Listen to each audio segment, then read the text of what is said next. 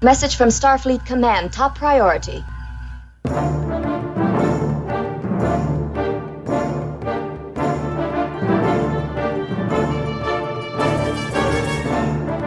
You are listening to the TrekRanks podcast, a member of the Tricorder Transmissions Podcast Network. This is episode 119, featuring the top 5 Vaughn Armstrong moments. Welcome, Star Trek fans. I am Jim Moorhouse, and I'm the host of the TrekRanks podcast, and tonight we have another fun topic. It's the first time we're doing a topic like this. It's really kind of out of universe and focused more on the production side by highlighting one creative person involved in Star Trek specifically instead of like a character. So to help christen this maiden voyage into this territory, we're doing our top 5 Vaughn Armstrong moments.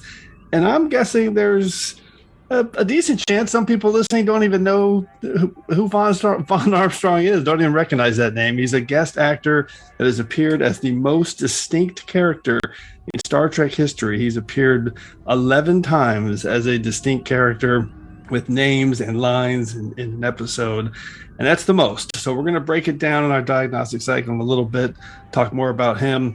But now let's introduce our awesome panel returning for TrekRanks number 9, Bill Mann, Trek Live. Bill Mann. Welcome back, Bill. Thrilled to be here. So happy to be back on TrekRanks. I'm excited to talk about Vaughn Armstrong, who is awesome. Yes, he is. Bill is our favorite Twitter rewatch expert. So many rewatches. I love it. Love all your polls. Keep it going. And our second guest today is making her 4th appearance all the way from the UK sector. She's been on all kinds of topics for us. Dr. Jen Howse. Welcome back, Jen.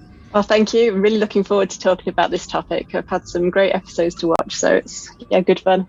I love this topic. It's like condensed, also kind of broad, but we'll get into that in our diagnostic cycle. First, let's get into our TrekRanks recalibration. What are you recalibrating? Everything. It's a sweeping, a recalibration of all systems. As regular listeners will know by now, general order number 1 of the TrekRanks charter is that we love Trek and we love to rank Trek via some deep dive topics just to get the conversation started. And remember, it's not about the ranks. That's just our excuse to talk about Star Trek. Because as Mr. Spock himself has said, our show is all about infinite diversity in infinite combinations, symbolizing the elements that create truth and beauty. No wrong answer. It's not about being right or definitive in any way. It's just about sharing the things we love about Trek, and we love it all from TOS to TNG, straight through to Enterprise and the Kelvin timeline, and now Discovery, Short Trek, Star Trek Picard, Lower Decks. It's all fair game here on the TrekRanks podcast. Black alert. Black alert. And a reminder that this episode of TrekRanks is current through 801 episodes of Star Trek. I think this is going to be the last one where I can say that, because the next one we record will be after new Star Trek has debuted. And that currently translates to the 3rd season of Star Trek Discovery. And one final reminder that we use episodes as shorthand, but the 13 films are always in play as well. But he didn't appear in any film, so that's not relevant. Have boosted power to the communications bandwidth. We appreciate that, Mr. Kim. And you can find TrekRanks on Subspace at TrekRanks.com. You can contact me directly on Twitter at TrekRanks or at Enterprise Extra. And you can also call and leave us a message with your own picks at 609-512-LLAP. That's 609-512-5527. Okay, Bill and Jen, let everybody know they can get a hold of you on Subspace. Bill. You can find me on Twitter at TrekFan4387 is my handle. And I'm, like you mentioned at the beginning, I constantly talking about episodes I'm watching and running surveys and polls and all kinds of fun stuff. And then you can find me on Trek Live on YouTube, usually on Sunday mornings, about 10 a.m. Eastern time, talking about all things Star Trek. Love Trek Live. How about you, Jen? The best place to find me is on Twitter. I'm at Dr. Jen Throws, and I'll usually be there talking about Star Trek or posting videos of me throwing things. Lots of 2 great Star Trek follows, to say the least. Okay, let's get into our level 1 diagnostic. What a level 1 diagnostic series. Come. All right, so on this topic, first, I'm just going to get a little bit of background on the numbers here for these guys. So some people think Jeffrey Combs is the most revered recurring character actor in Trek history, no doubt. some people think he's appeared as the most character. And if you count clones, holograms, prophet characters, and like mirror universe characters, then Jeffrey Combs is the most prolific because he's got like 6 or 7 just alone on Wei-Yun, different Wei-Yun versions.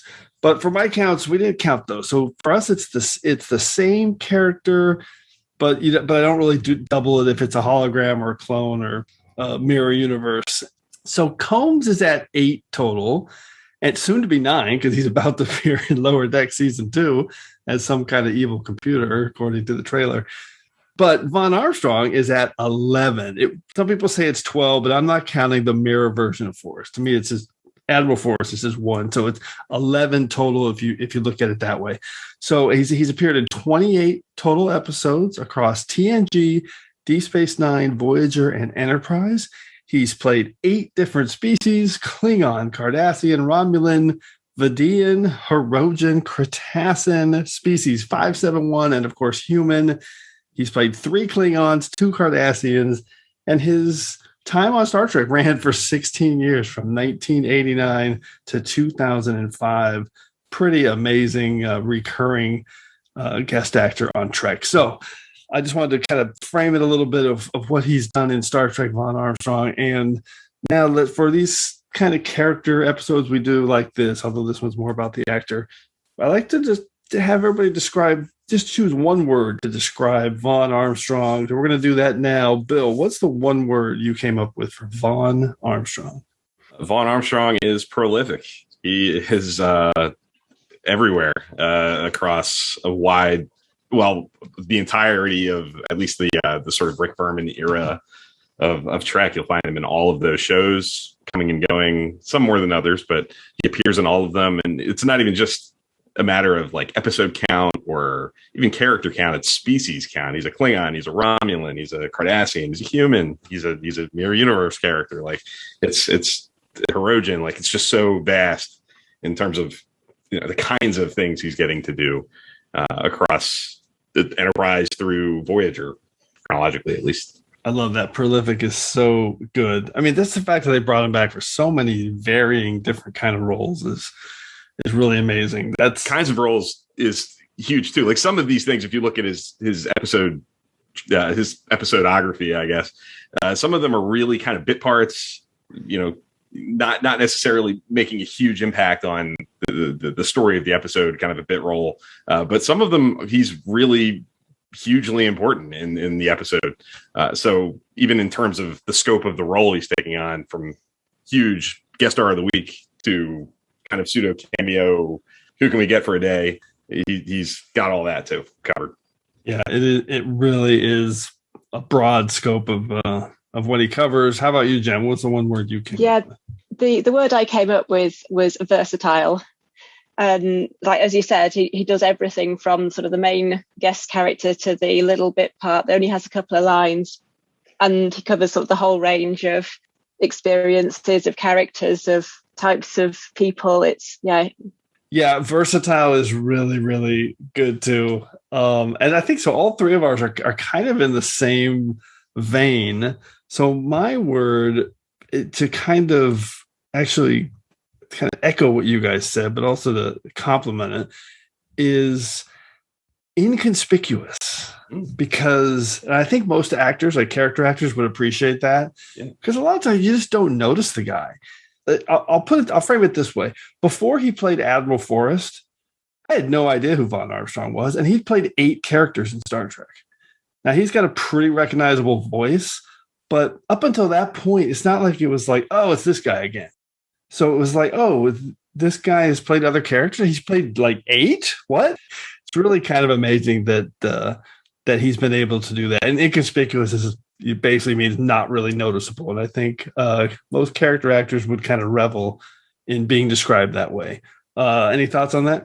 That's a really good point. Yeah, because some actors, you see them in different roles and it's just, you see them straight away and you know who it is.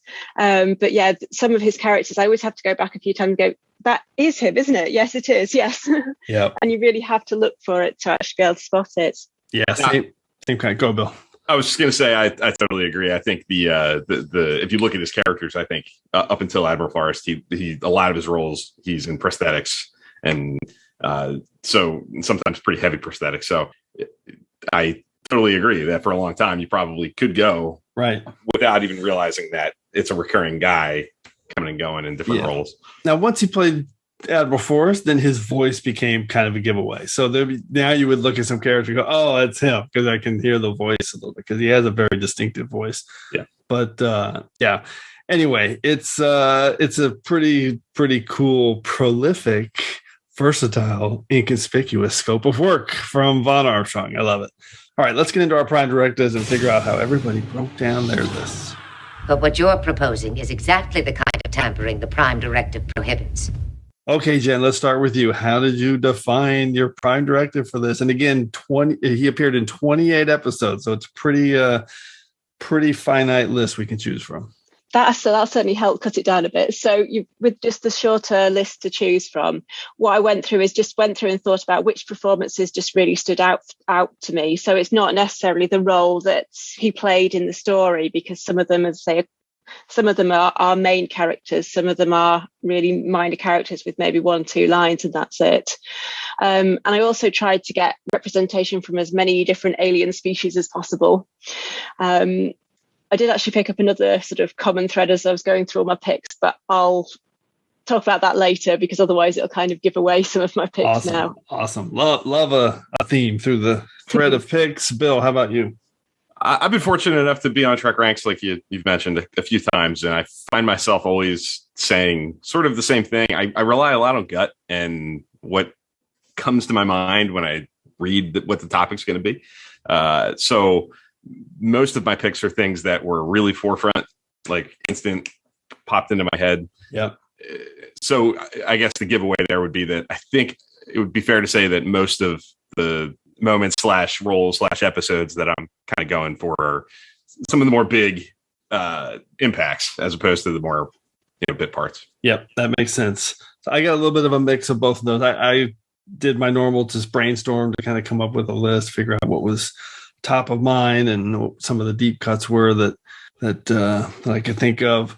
But when I started going through it, I started thinking I wanted to make each pick a little bit distinct from each other. So when I basically boiled down to, I decided I'm only going to pick one moment for each character, which means I had to only pick one Admiral Forrest moment, a character I love. So that was hard, but I broke it down that way a little bit. And I will say that a couple of mine, whenever we do these kind of character focused episodes or like this with an actor, sometimes the picks tread into top episode territory instead of top moments, which of course is totally fine. We love that on TrekRanks. Break the rules all you want. So a couple of mine feel like more like episode picks, less than moments, but I'm a little bit all over the place, and we got some heavy hitters and some deep cuts.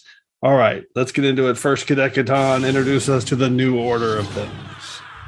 It'll be alphas like us that determine the future of this quadrant. That will be the new order of things.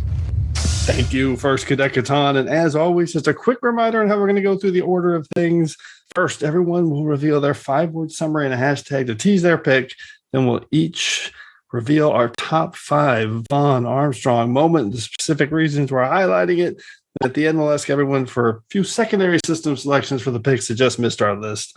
And I have to think there'll be some duplicates tonight, so make sure you listen for the Defiant Torpedoes if there are.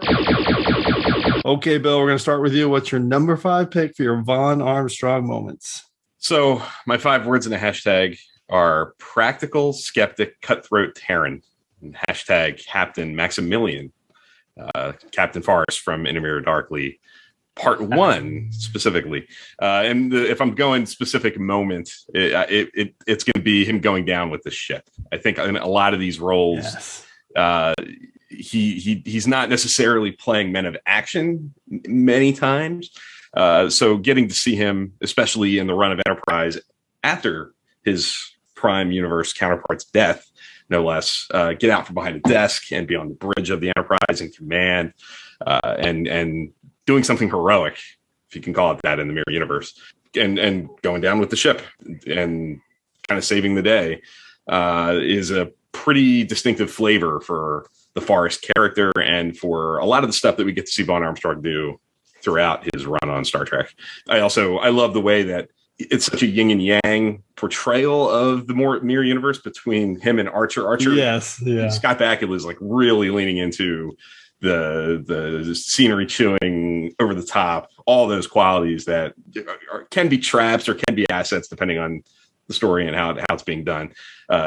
Portrayal and Forrest is so cutthroat and, like I said, practical, and he's not buying any of the BS. He's just kind of straight line and seasoned, and I love the flavor of that distinctive quality, given how noisy some of those other performances are in that two-parter. Yeah, I mean, it is over the top. It is scenery chewing, and it is so much fun. He's great in this, and the yin and yang between his relationship with Archer in the regular universe and the mirror universe is pretty fun to watch here. But this is a great scene. I mean, his death is really, really good. It's heroic, even though he's playing this kind of little bit of a despot. I love this moment. It's an awesome pick, super action packed, going down with the ship.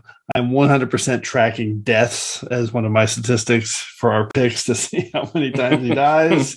So we already have one. Jen, what about you? What did you think of this Mirror Darkly pick? I'm so glad you chose this, because this was my toughest cut, because I wanted to get sort of a range of different, say, aliens in. I was only going to let myself have one human, and I ended up having to go with the Prime Universe Forrest. So I had to sacrifice this one off my list. But yes, another classic death for for Vaughn Armstrong. When I was watching all the episodes, I was starting to think he's basically the Sean Bean of Star Trek. Whenever he appears, he will die. Oh man, he really is. I'm the exact same. This is one of my toughest cuts as well. So awesome first pick. All right, Jen, how about you? What's your number 5? Okay, my 5 words are: guess who's coming for dinner? # minor misunderstandings. # no chainsaws this time. So this is the Cardassian captain in Enterprise. I've chosen season 1, episode 21, Vox Solar. Absolutely a minor character in this. There's no sort of play on the main story, but it's just one of those really memorable sort of light-hearted bits of the problems of trying to communicate. And I'm fairly sure they'd come across this kind of situation more often than's actually shown. Trying to translate other people's languages is always difficult, and when they're completely alien, you have no idea what they're trying to say, and you can put your foot in it quite easily. We have seen this. Where? On its homeworld. Perhaps it attached itself to our ship. It wasn't our fault. Can you tell us where this planet is? Apologize. Excuse me? We will send you the coordinates, but first, you must apologize to us for your offense. That's the thing. We don't know what we did to offend you. On your ship, you put food in your mouths. You mean eat? Yes, eat. I don't understand. It is like mating. It is very offensive to us. We were just eating. How do you eat? We eat the same way, but not in the presence of others. I see. Okay. I was so tempted to choose the second appearance in A Night in Sick Bay, but I decided to go for the first one. And as I say, he doesn't actually die in this one. Though in my head canon, after A Night in Sick Bay, he does meet with an unfortunate chainsaw accident. Yeah, I love. He doesn't actually die in this one. That is for sure. And I love that he comes back as this character in that crazy A Night in Sick Bay stuff, which could easily be picked as well by somebody later. Now, this is classic Vaughn Armstrong. He's like, it's not really critical. It's a lot of fun. You have no idea it's him. It's and he does just a great job with this character in prosthetics. Bill, what's your take?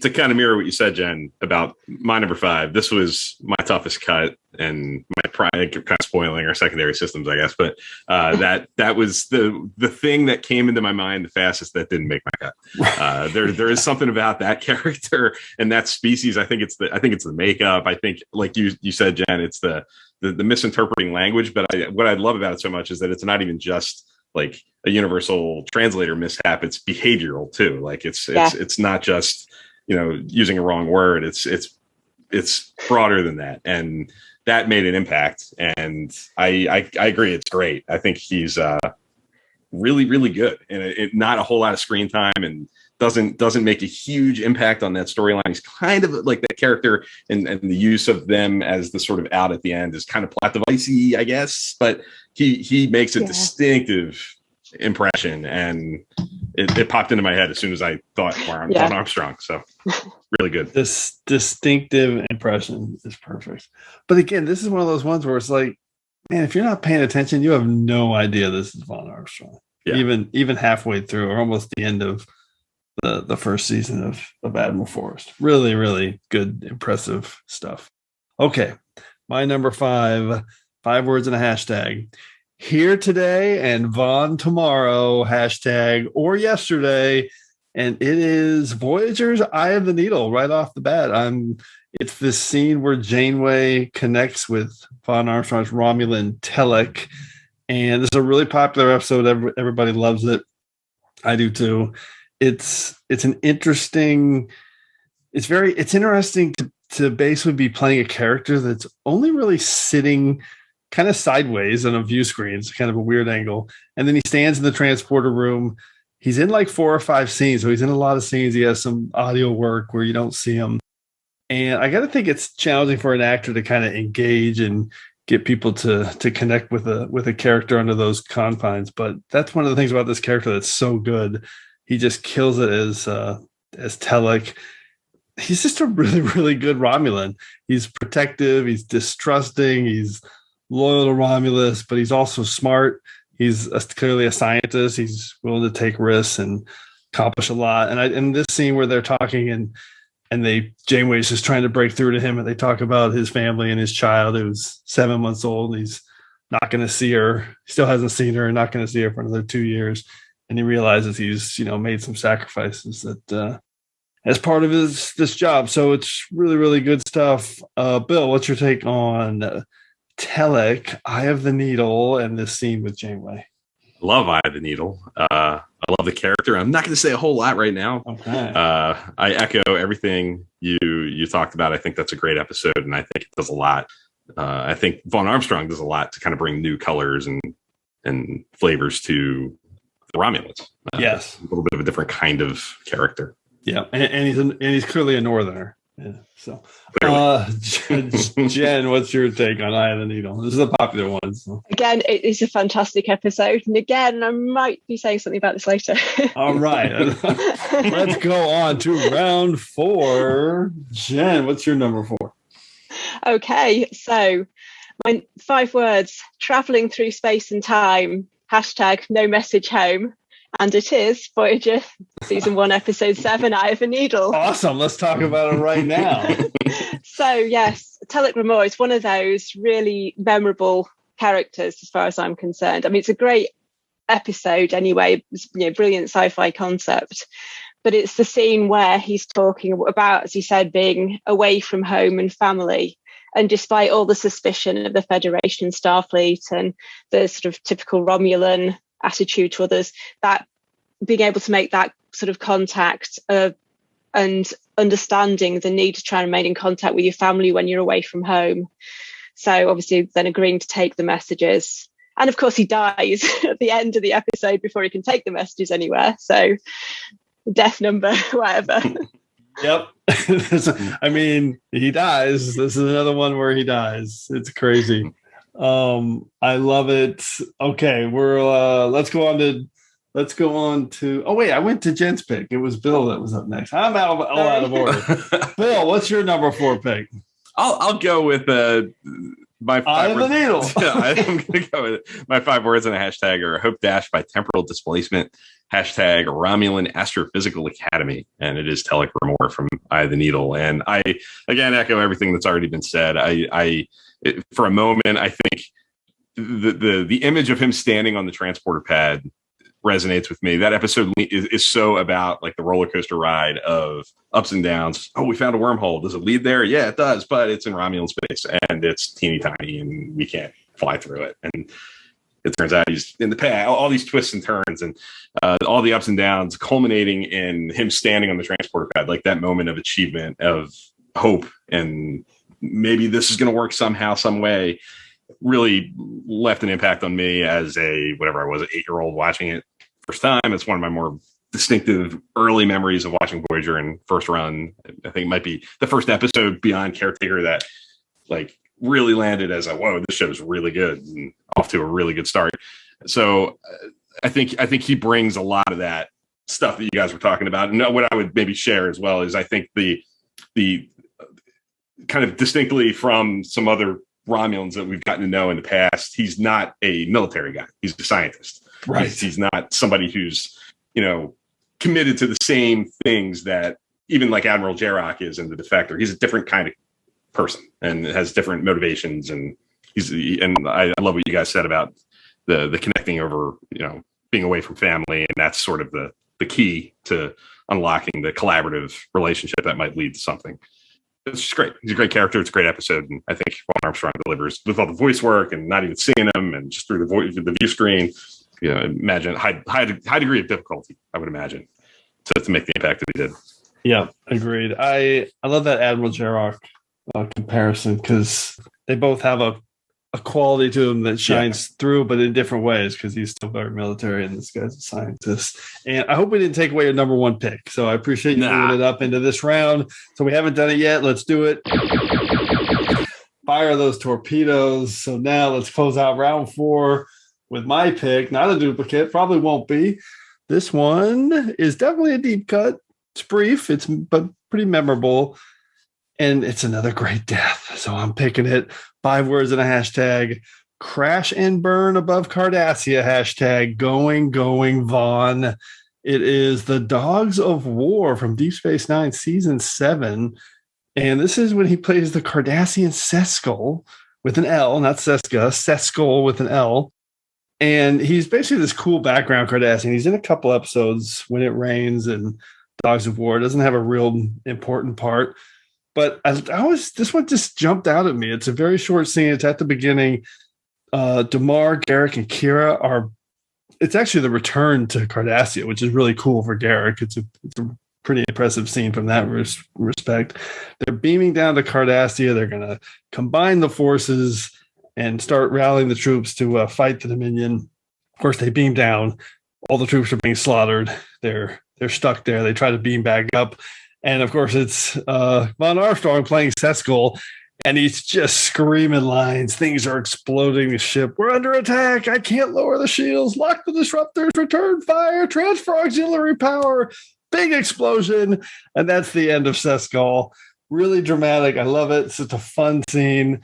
And I love that Vaughn Armstrong is just smack in the middle of it for no reason other than he's kind of a day player for Star Trek sometimes. I love it. Jen, what's your take on this one? Yes, again, I might be talking about this in a minute. Oh I am shocked this one might be a duplicate. Bill, how about you? Sorry, go Jen. Go Jen. I was going to say this was one of the first ones I actually thought of after the oh my God, the Cardassians. So funny. Bill, how about you?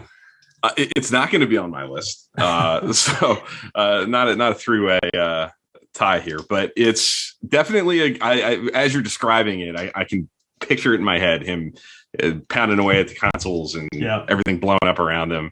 That is a cool death, and like you said, it's tied to that big moment of getting to Cardassia in that big run of episodes with Kira and Damar and Garrick working toward that.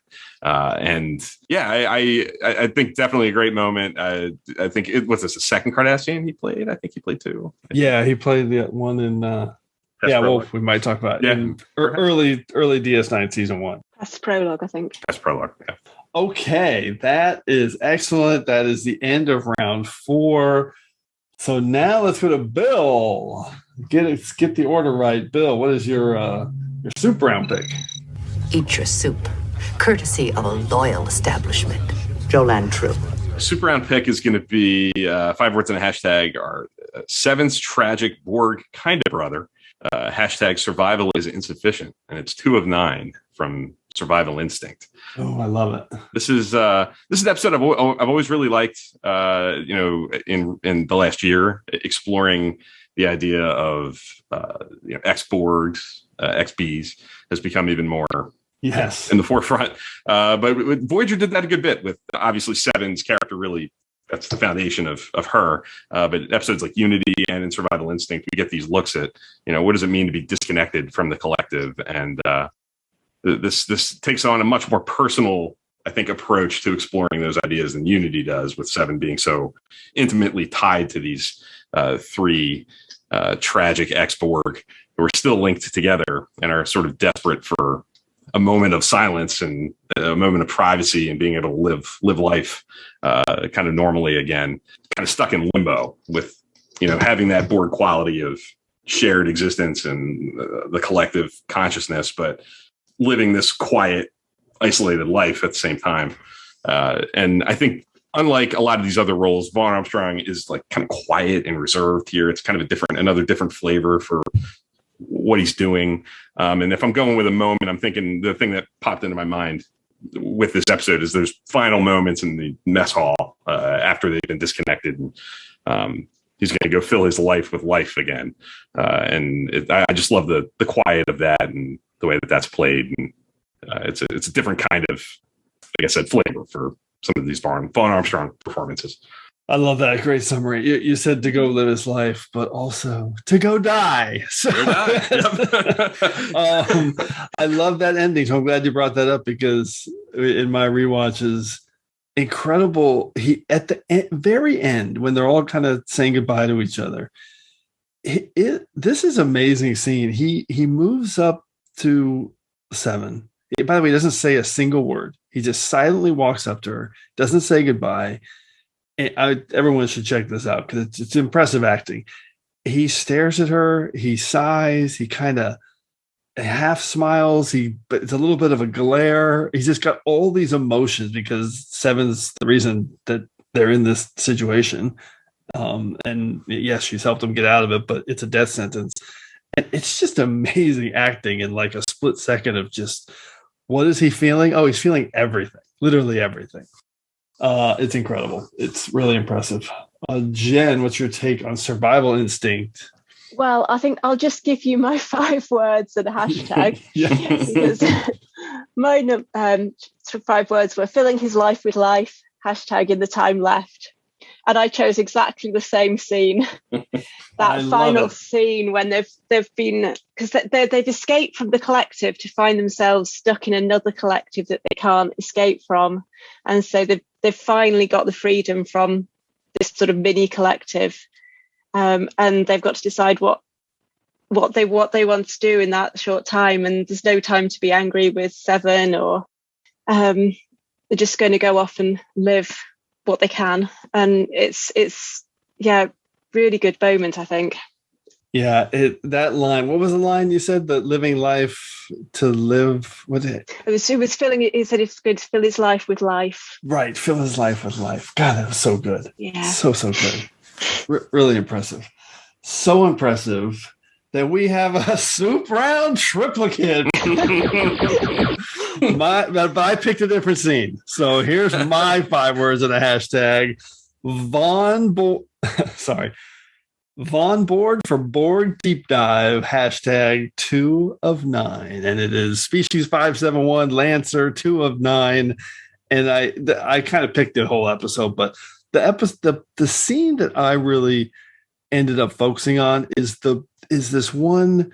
It's kind of twofold. It starts in sickbay with the 3 former drones. They're all kind of explaining what it was like to be connected all the time, just the 3 of them. That's when just the 3 of them sharing thoughts, dreams, never kind of knowing if you're feeling something yourself or if it's the other person. And the way they describe this, it's just like this kind of sad chorus of they're kind of mixing words and finishing each other's sentences, and the layers that it adds to the Borg here and helps kind of set up the ex-Borg storyline for Picard and what it's like to be assimilated. I really, really like it. And then, so that's in the sick bay, and then it kind of carries over to the cargo bay. And the scene I picked is when they're talking about the names and designations and how some of them have taken their names back. Seven obviously isn't one of them. She hasn't, but neither has Vaughn's character. So what he basically, he's so sad. He's just like, how could any of us take a name? And then the others kind of chime in with, they're all kind of speaking together. For ourselves, we're not individuals, we're not Borg. And then Vaughn closes out this kind of chorus by saying, we're nothing. Prepare to reinitialize the memory cascade. I can't wait to use my real name again. There is nothing preventing you from doing so. Except that most of the time I don't know whether my name is Marika, Fachan, or Lancer. The names, the memories. The memories, even the thoughts flow from one to the other. I can't love or hate or laugh or cry without sharing it with them. How can any of us take a name for ourselves? We're not individuals. We're not Borg. We're nothing. Begin the memory cascade. It's so sad. This is a really, really underrated, poignant, sad episode that we have all three just picked for the soup round. I love it. Any final thoughts on that moment, Bill? I think it's. I had a really hard time, to be honest, choosing specific moments from some of these episodes, and that's one of them. The scene that popped into my mind was the one that I picked at the end, but he does have some really nice moments throughout, and the one that you cited is clearly one of them. I also think those flashback sequences when they're still in full Borg regalia and disconnected and scared and reacting in unexpected ways to the whole crisis is up there too. So this was a tough one to boil down to a single scene, I think. Yeah. It really is, Jen. I would definitely agree with that. This is one of those episodes where there's so many good scenes in it, and like in other ones, Vaughn Armstrong's just there for that moment, and he just has a few lines, and then that's it. But this is one where the character's there all the way through, and the scenes are excellent. This is one of my favourite Voyager episodes. Okay, I really like this one. It really is good. So we're gonna take a little pause here, and after the soup round, we already have 2 triplicates. And out of 9 picks, 8 of them are Vaughn Armstrong deaths. So, which is crazy to me. I knew it was going to be high. I didn't think it was going to be that high. And so with 2 rounds to go, I think there's going to be a lot more duplicates. So in our final 6 picks, so we will see how it plays out. So let's move to round 2. Bill, what is your number 2 Vaughn Armstrong moment? 5 words in the hashtag are helping lay the Klingon foundation, hashtag renegade captain, and it's Captain Chorus from Heart of Glory. Oh man, TNG's first season. I love it.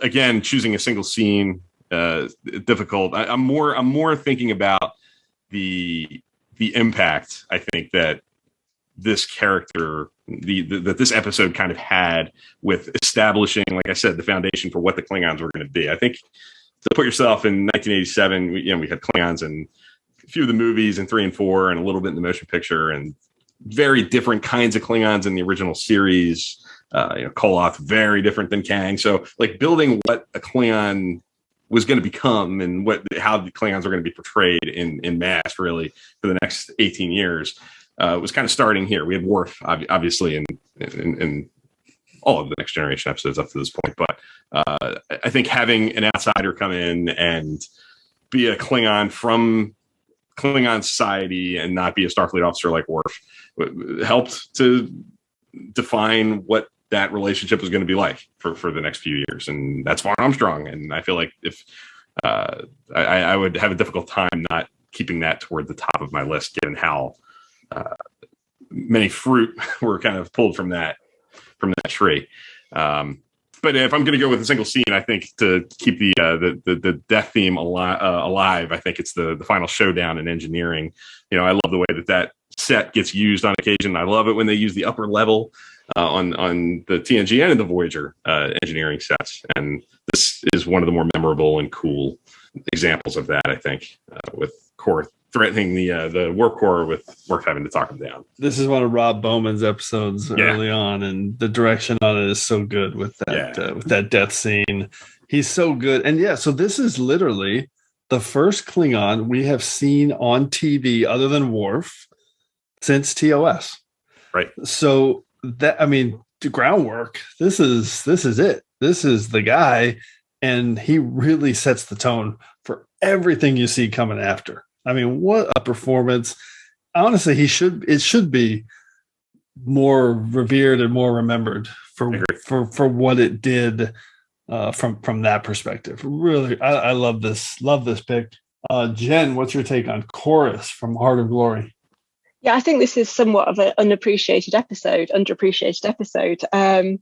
It came very close to making my list. Didn't quite get there in the end, but yeah, it really does define. It's that defining what Klingons are going to be, and he does it so well. And the one thing that always stands out to me is when one of the Klingons dies and they do their death ritual howl thing. Yeah. I think that just again sets the sort of mythology and the culture of the Klingons really well. Yep, you got the death ritual too for the first time. Super cool. Love that pick. All right, Jen, how about you? What's your number 2 pick? Okay, my 5 words are betrayed, goes down with the ship, #resistance. And this is the Cardassian Sescal in DS9, season 7, episode 24, Dogs of War. I'm so impressed. I'm so impressed that we both had Sescal from the Dogs of War. It's that fun of a scene. So why did you pick it? It's a great scene. I did sort of sway between the scene from When It Rains, when he's trying to provoke Odo, asking what Odo expected when he handed the Cardassian prisoners over. But I thought I'd go with with Dogs of War, because that's more of the sort of redemption. He has been trying to sort of provoke the people working with him, but then he understands what they need to do to be part of the resistance, and goes down with the ship and trying to fight his way back, and gets, say, Damar and Kira and Garak end up on the planet. So it's a tiny scene right at the beginning of the episode, but it just sets everything up, and I think it just redeems him a little bit for for what he was doing in the earlier episode. Yeah, I mean, he was being a dick in that in When It Rains. Basically. This is just straight action. It didn't even have to be the same character. It has nothing to do with each other, but fun that it was. I love it. Bill, any final thoughts on Sescal? I echo what you just said, that I think the commitment to the continuity of keeping that character, because it's a couple episodes later, right? Like When It Rains, 3 episodes. Yeah, before. It wasn't back to back, so they kept it alive for like 3 episodes. Right. Yeah, I think it would have been easy to kind of throw the character away and just have it be random Cardassian guy. Yep. The bringing him back was a good choice. Love it. Okay. If only to kill him, but if only to kill him. Yeah. We're 11 picks in, 10 deaths. I mean, this is crazy. And it's not going to change with my number 2 pick. 5 words and a hashtag. Vaughn with the Vulcan Wind hashtag. Saving Saval is, of course, the infamous Admiral Forrest death scene. This is my only Admiral Forrest pick. I love him. I love this moment, not only for Enterprise, but it's from The Forge, obviously season 4 of Enterprise. I love this moment, not only for what it does for Enterprise, but as a piece of this big Vulcan Earth relations puzzle that's a part of the history of Star Trek. And for him to play the man that sacrifices himself to basically save his counterpart, one that he's fought with, he's feuded with for years. They've argued, they've disagreed. There's always a mutual respect there, but it's not an easy relationship. So he So he takes that moment, he saves Saval, he sacrifices himself, and then from there, you basically have the Vulcan-Earth relations are truly being born, as Saval starts to come around and starts working with Starfleet and helping humans in a little bit more visible way than he was in his time before that. So it's just a huge moment. I love that it comes at the beginning of the Vulcan trilogy, and these amazing 3 episodes. Right at the beginning of this episode, it's like, oh, shit, Saval is dead. I mean, Forrest is dead right off the bat, so the stakes are high. It's really, really clever to just kill him off right at the start of an episode like that and make it a big part of it. So, The Forge, Enterprise, Season 4, The Death of Forrest. Bill, what's your take on that? In that case, let's just move right to my number 1 pick with my 5 words. My 5 words in the hashtag are Vulcans afraid of humans? Hashtag my favorite Admiral. And it's Admiral Forrest in The Forge, having his last scene with Saval. And you stole everything I had. My whole sort of thesis for Enterprise's strength as a show has always been the sort of examination of the Vulcan and human relationship growing through exploring Archer and T'Pol and Trip, and seeing those relationships evolve, kind of mirroring Vulcans and humans being able to work together and start building foundation that was going to lead to the Federation. And I've always just kind of left it at that, but I think just having this conversation and thinking about it and having to pick this as my number 1 made me realize it goes beyond that. It's Saval and Forrest too that are doing that. We get little sprinkles of it. It's not an emphasis for the series by any means, but like you said, it's been contentious all the way through, and we've seen ebbs and flows with those 2 characters, and seeing them have that conversation in The Forge, and seeing what Forrest does to sacrifice himself and die yet again for Vaughn Armstrong really illustrates that theme of the growing relationship between Earth and Vulcan and these different characters with each other. There are those on the high command who wonder what humans would achieve in the century to come. And they don't like the answer. We're not the Klingons. We only want to be your partners. To do what the nations of Earth have learned to do. To work together in common cause. Unfortunately, the future of relations between our worlds is not mine to control. That was a no-brainer for me as my favorite. I love it. It's just such a huge moment in Trek. Jen, what's your take on this one? Well, my number 1 pick, the 5 words are Starfleet self-sacrifice saves Saval. Hashtag humans are confusing. And I think you've been reading my notes, because everything I've got written down, you've just said. I think one thing that stands out about that scene just before the bomb goes off is that conversation between Saval and Forrest when they're talking about what Vulcans think of humans and how they ask, are you scared of humans? And they're talking about basically they remind them of how Vulcans were. And it's not a very long conversation, but it really builds on that, the sort of tensions that have been there all the way through the series and that are going to move forward through the sort of the rest of the history of Starfleet and the Federation. So it just builds on everything that's gone before and everything that would follow afterwards. Well said. I mean, listen, it's not a state secret that this is one of the biggest moments in Enterprise. Honestly, it's a big moment in Star Trek. It really is at the start of some really big episodes, and what it means for Trek. I think we've all summarized it pretty well. I think this is probably the first show we've ever had three triplicates. This is amazing. It doesn't feel like it though, because it feels like we've each been able to kind of talk about it from a little bit of a different angle. Maybe not with Admiral Forrest's death, because that one is pretty straightforward for what it means for Trek. Okay, so let's close it out with my number 1 pick.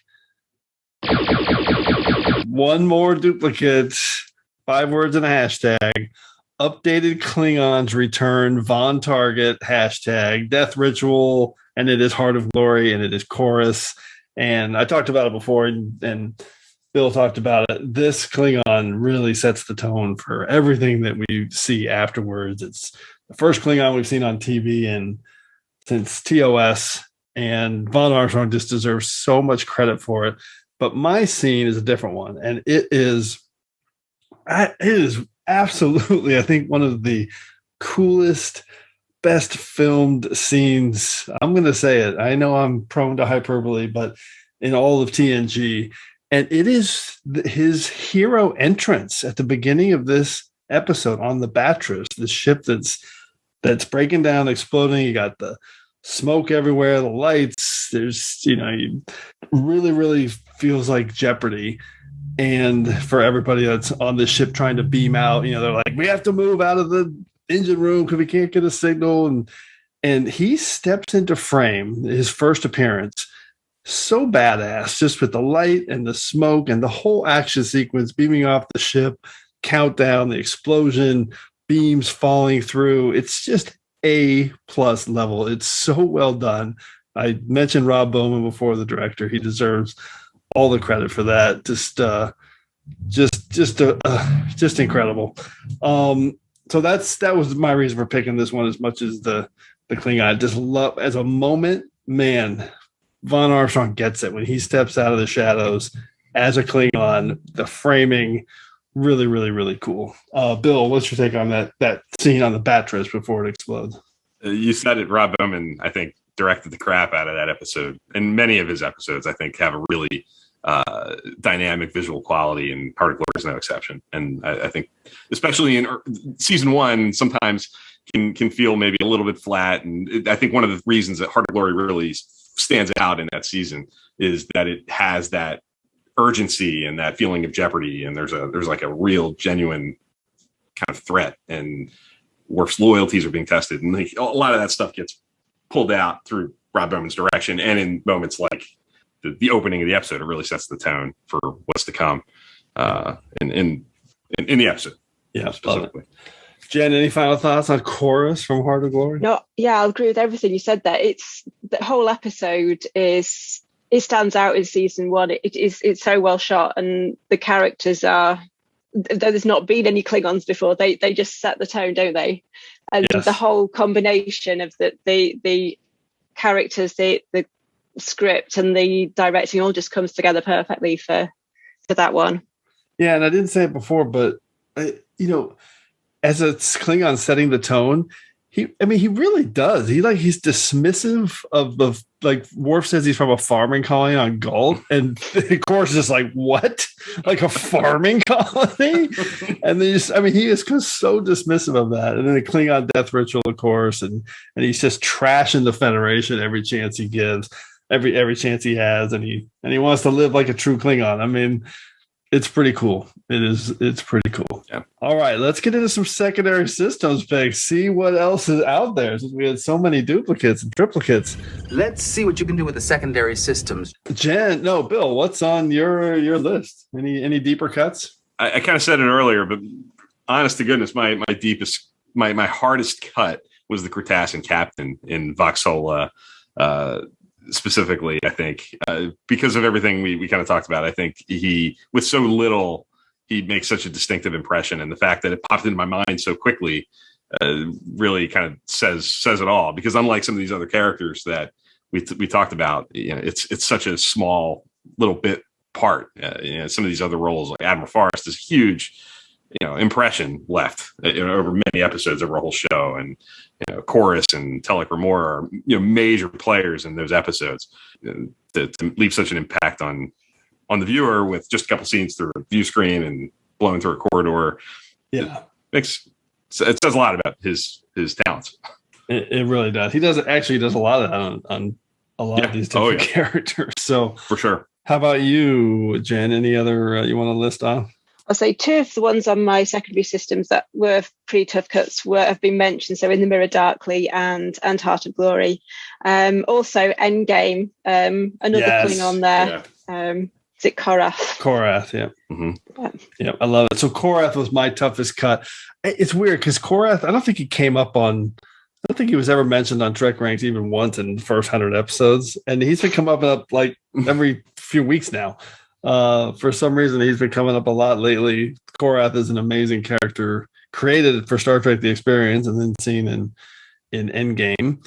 And so that was my toughest cut. And then I wanted to give one of my secondary sisters pick was this Klingon captain that he plays in Sleeping Dogs. Because again, it's just this throwaway small character at the end. But I love this moment because basically the ship finally gets out of the ship's atmosphere because Enterprise has saved it and helped it. And right away he's pissed off. He's coming after the Enterprise. And I just love that Archer's just like, shut up, dude, or I'm going to send you straight back down into the atmosphere with a couple of torpedoes. I like that moment. That's something about that Sleeping Dogs episode I like. And then my special shout out was, of course, the Cardassian, but mine was going to be in A Night in Sickbay because just the thought of him sitting there with Archer doing the chainsaw dance is hilarious to me. And then, so the most amazing thing about this pick is there haven't been a lot of Admiral Forrest picks. So I'm going to rattle off a few that I was considering. Obviously, In a Mirror Darkly, the Mirror Forrest, Shockwave 2, and the Gazelle speech. Anybody? Yes, right there, Admiral Forrest. Although to be fair, no one would pick this because Admiral Forrest is kind of being a little passive in that one. He's not really sticking up for Archer too much. But the one I really, really I thought about picking was when he picks A.G. Robinson for the first flight in First Flight. That's a great moment, and he's really, really good in that episode as well. So, tons of good stuff from Vaughn Armstrong. I love it, and I had a feeling there'd be duplicates, and even with this many, we were able to really dive in and break it down. So let's get into our regeneration cycle and recap our picks. Computer, activate regeneration cycle. Alcoves Beta and Gamma. Okay, Bill, run down your top 5. My number 5 was Captain Forrest going down with the ship in A Mirror Darkly Part 1. My number 4 was Telek Ramor beaming aboard in Eye of the Needle. My number 3 was 2 of 9's final scene in the mess hall, parting words with the small collective in 7 in Survival Instinct. My number 2 was Captain Chorus, the showdown in engineering and Heart of Glory. And my number 1 was Admiral Forrest's sort of last hurrah with the scene with Saval in the beginning of The Forge. I love it. So you had 2 from Enterprise, 2 from Voyager, and 1 from TNG. And all tied to death. And somehow. All were death. Okay. I got to figure out what was the only one that wasn't death. Oh, it was Jen's. Your number 5. Jen, go. What's your list? So my number 5 pick was the only one that didn't die. So that was the Cardassian captain in Enterprise Voxola. I can't find it now. My number 4 pick was Telek Ramor in Voyager Eye of the Needle. My number 3 pick was Lancer 2 of 9 in Voyager's Survivor Instinct. My number 2 pick was Seskal going down with the ship in Dogs of War in DS9. And my number 1 pick was Enterprise, The Forge, with Admiral Forrest sacrificing himself to save Saval. So you had 2 from Voyager, 2 from Enterprise, and 1 from Deep Space Nine. And my 5 picks, I had Tikal from Eye of the Needle in Voyager and talking about his family and his regrets. Number 4 was Seskal going down with the ship in the Dogs of War from Deep Space Nine. Number 3 was 2 of 9, Lancer from Survival Instinct, and their the kind of sad chorus of those 3 explaining their existence to 7. My number 2 pick was from Enterprise, The Forge, and the death of Admiral Forrest and saving Saval. And my number 1, Heart of Glory, was a chorus from TNG and his hero entrance at the at the beginning when they're escaping the Batra. So I had 2 from Voyager as well, and then 1 each from Deep Space Nine, Enterprise, and TNG. And every one of my picks was a duplicate. So every one of my picks was on someone else's list. That rarely happens. Okay, so let's break down some stats. The death thing is amazing to me. 14 out of 15 were basically a death moment at some level. We had 3 triplicates and 2 duplicates. That's crazy. Even for this topic, I didn't think it was going to be that much. The species breakdown was 3 humans, 1 Terran, 2 Klingons, 2 Cardassians, 3 Romulans, and then I guess it's 1 Cardassian and 3 from species 571 from our Soup Round Special Survival Instinct. So our series breakdown was 2 from TNG, 2 from Deep Space Nine, 5 from Enterprise, and 6 from Voyager. Love it. What a breakdown. What a deep dive on Vaughn Armstrong. Hopefully we'll do some more of these kind of topics in the future. But as always, we have once again entered a temporal distortion. So before we can depart, it's time to hear from you. The temporal distortions are fracturing space-time throughout the ship. Cause? Unknown.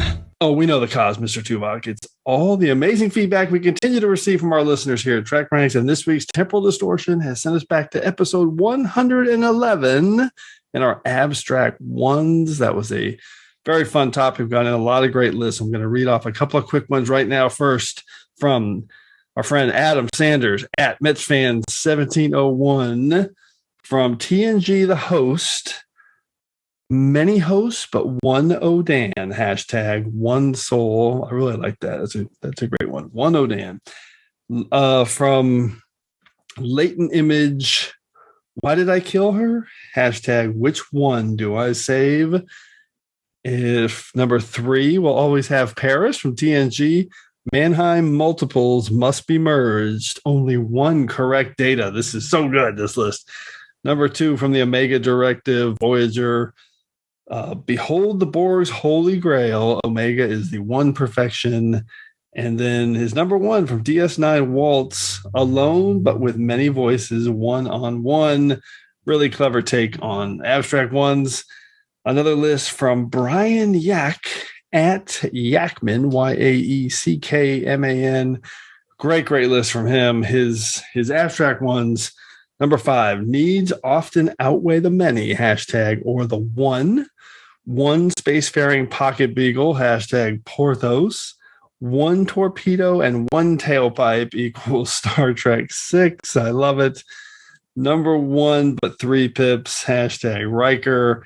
And I love this number 1, First Contact and Warp 1. Hashtag Cochrane. Really cool. Okay, and then Rich Masters sent in another unbelievable list. Alliterative. Number 5 from Voyager, Extreme Risk, Race to be number 1. Variant Vessel Vision veils violence. Hashtag Delta Shelter. His number 4 pick from the First Duty in TNG, Priority 1, and it's Locarno leads learners loathsome lie. Hashtag Dead Squad. Dead Squad. His number 3 from Star Trek 09, Cadet crushes Commander's Combat Challenge. Hashtag Kirk Bayashi Maru. His number 2 from Gambit 2, Employee 1-on-1 Droid Disciplinarian delivers dressing down. Level number 1 diagnostic. And his number 1 from the enemy, 1 soul officer. Engineer expects enemy encounters equal. Hashtag this is good. Galorndon Forge. Really good from Rich. I love it. Once again, those picks more than enough to clear us from this week's temporal distortion. So as always, a huge thanks to everyone for all your great feedback here at the TrekRanks podcast. Please keep your list coming to me at TrekRanks on Twitter so we can retweet them. But we also want to hear from you. So put together your own list of top 5 Vaughn Armstrong moments or a list from any of our past shows. Give us a call at the Tricorder Transmissions at 609-512-5527, or you can just send me a DM with a recorded link, and we can do it that way as well. So a lot easier. So hopefully we'll hear from you so you can be featured on the next episode of TrekRanks. And on the next episode of TrekRanks, we are returning to our character series breakdown. And this will be the 13th one we've done. This Vaughn Armstrong one doesn't really count in that. The last time we did this, we picked a character that represented more than one character. We did our top Crusher episodes, and that was pretty fun. So we're kind of doing the same thing again. This one with another character that you can branch out a bit on. We're doing, this is going to be popular, our top 5 Dax episodes. That character is just so beloved. That'll be a good one.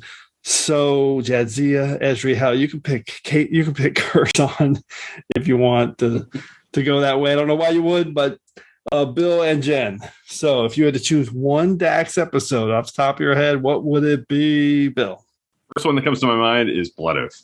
I think that explores it has such like a refined middle ground. Like it's doing the Dax thing. It's building on Curzon and the Dax mythology and the lineage of the host, but also bringing out these old legends of the original series and using those characters so well and building the Klingon thing at the same time. Like that episode just does so many things at once.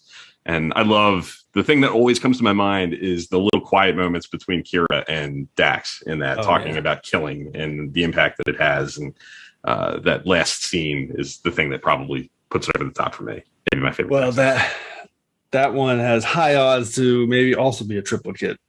Jen, how about you if you had to pick one? Let's go with Facets, seeing as you get to meet pretty much all the Daxes in that episode. Great call. Facets is also going to be a popular one. I love it. We'll see how much love Esri gets on that episode too. All right. Looking forward to that one. And so to wrap it up here, a huge thanks to Bill Mann and Jen Howse. It's awesome to have you guys on the show. I was wondering if you could show me how to access these subspace communications logs.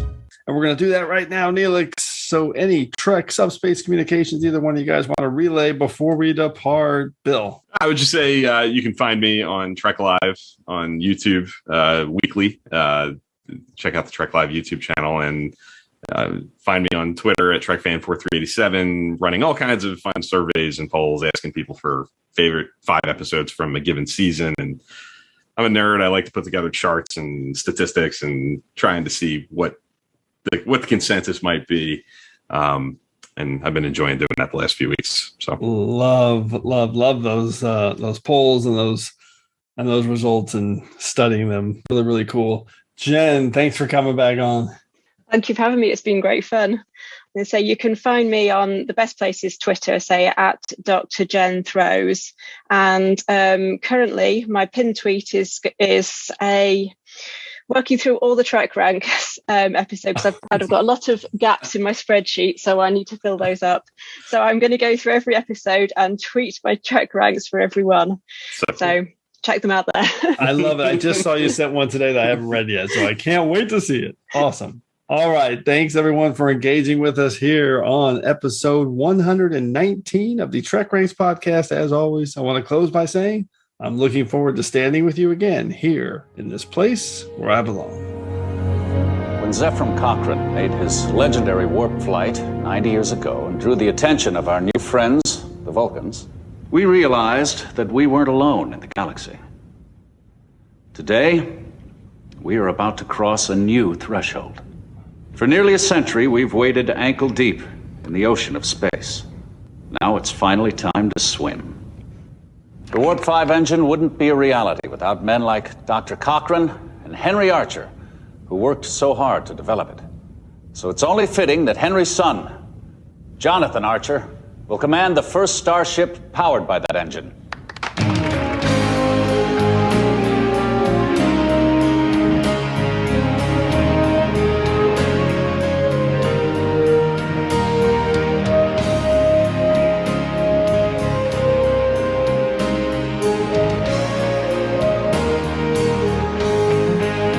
Just want to remind everyone again that the entire TrekRanks catalog is available for you to download and listen to at TrekRanks.com and on your podcast player of choice. Our episodes never get carbon dated, so check out the topics you've missed and maybe just want to listen to again over at TrekRanks.com. And a reminder to check out our friends 5-Year Mission at 5yearmission.net. They're writing a song for every episode of Star Trek, and you won't believe how great their music is. They also have a podcast at the Trek Geeks Network, so seek them out. You won't regret it.